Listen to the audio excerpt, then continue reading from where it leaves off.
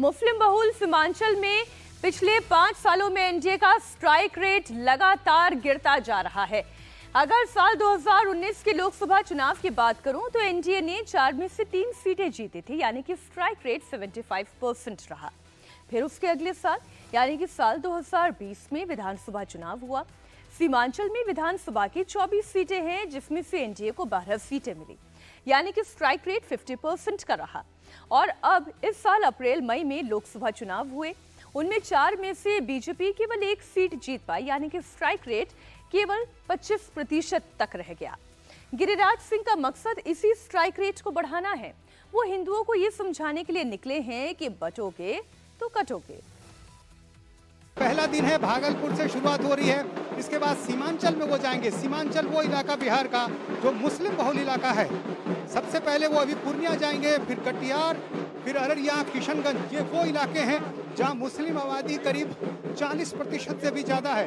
किशनगंज में यह आबादी करीब 68% ज़्यादा है। तो ऐसे में ये एक संवेदनशील इलाका, हिंदुत्व की राजनीति गिरिराज सिंह करते रहे हैं। चुनाव करीब है, सियासत भी हो रही है, एक दूसरे पर आरोप प्रत्यारोप भी लग रहा है।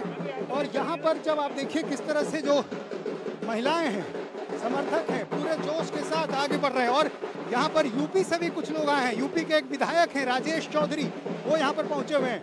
ये बताइए कि इस यात्रा के लिए यूपी से आप आए हैं। देखिए, आज हिंदू जनमानस सड़कों पर उतर आया है।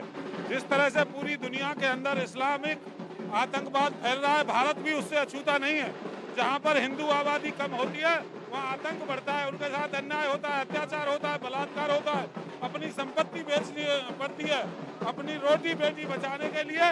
फायदा होगा आपको लग रहा है इस यात्रा से? फायदा संगठित हिंदू, सुरक्षित हिंदू, बटोगे तो कटोगे, हम सब एक। पीछे की महिलाएं कुछ है, उनसे भी बात कर लेते हैं। ये देखिए काफी उत्साहित जोश में। क्या फायदा है इस यात्रा का? क्या फायदा है? बहुत फायदा है। हम लोग हिंदू को संगठित कर रहे हैं, हिंदू को सुरक्षित करने के लिए। जिस तरह बांग्लादेश में आज हिंदुओं के प्रति अत्याचार हुआ है, उसके विरोध में आज हिंदू स्वाभिमान यात्रा के लिए हम सभी मातृशक्ति हम लोग यहाँ आज 500 महिला के साथ हम लोग यहाँ शोभा यात्रा निकाल रहे हैं। हम लोग सभी हिंदू एक हैं।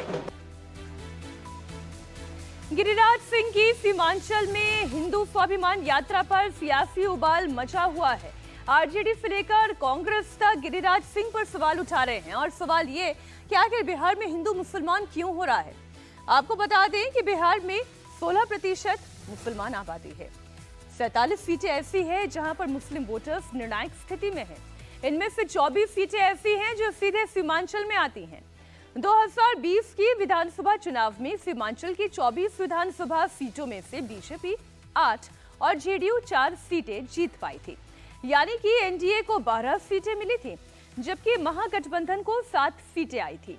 इसमें कांग्रेस की 5 और आरजेडी और भाकपा माले ने 1-1 सीट जीती थी। ओवैसी की पार्टी एआईएमआईएम ने 5 सीटें हासिल की। इनमें से 4 विधायक पिछले साल ही आरजेडी में शामिल हो चुके थे। ऐसे में आरजेडी के 5 और ओवैसी की पार्टी के 1 विधायक सीमांचल से ही आते हैं। बीजेपी की कोशिश ये है कि हिंदुओं को एकजुट कर इस वोट को भी बीजेपी के पास लाया जा सके। गिरिराज सिंह की हिंदू स्वाभिमान यात्रा में स्वामी दीपांकर जी महाराज भी शामिल हैं। ये बताइए कि इस यात्रा का जो मकसद है उसको लेकर कई सवाल खड़े हो रहे हैं। कई लोग ये पूछ रहे हैं कि आखिर जो मुस्लिम बहुल इलाके हैं उनका ही चयन क्यों किया। कई कह रहे हैं आखिर इसका मकसद क्या है, हिंदुओं को जगाने की आवश्यकता क्यों है। मकसद है जातियों में बटे सनातन को एक करना। और जगह को चुनने के लिए मैंने सोचा था कि देश बहुत पहले आज़ाद हो चुका है। आज़ाद देश में अपने देश में जाने के लिए मंतव्य जांचा जाए तो मैं समझता हूं कि आपका भूमिका संदिग्ध है। जातियों में बटा सनातन को एक करना इस यात्रा का मुख्य लक्ष्य है। और ये यात्रा किसी दल की नहीं है, 100 करोड़ सनातनियों के संगठित होने के बाद जो एक होगा उस बल की है। और मैं समझता हूं कि इसमें हर किसी को बढ़ चढ़ कर सम्मिलित होना चाहिए। ये यात्रा हिंदू की है, एक हिंदू की है, संगठित होने के हिंदू की। क्या देश में अभी ऐसा माहौल है कि हिंदू जो है वो खतरे में है, क्योंकि कई लोग ये भी सवाल उठा रहे हैं, खासतौर से जो राजनीतिक दल से जुड़े हैं, कि आखिर हिंदुओं को जगाने की आवश्यकता ही क्यों है, हिंदू तो खुद जागे हुए। अगर हिंदू जागे हुए हैं तो आप उनकी मूर्तियां खंडित कर रहे हैं।